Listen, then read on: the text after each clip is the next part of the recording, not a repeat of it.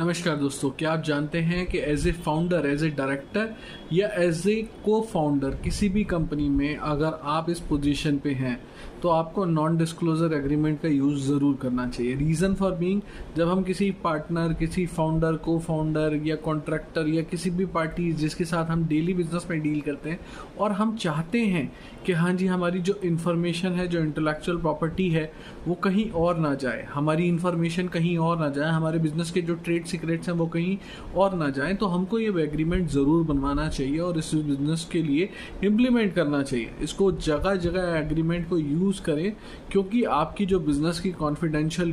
Information है, जो trade secrets हैं, वो किसी और के पास ना पहुँचें। सिर्फ इन्हीं वजहों से फाउंडर्स अपने बिजनेस को तबाही पे ले जाते हैं अगर वो नहीं कराते। अगर आपकी कोई भी क्वेरी है रिलेटेड टू कि हाँ जी किस तरीके से एनडीए बनाया जाता है, कैसे बनाया जा सकता है, तो नीचे दिए हुए नंबर पे आप अपनी क्वेरी पूछ सकते हैं।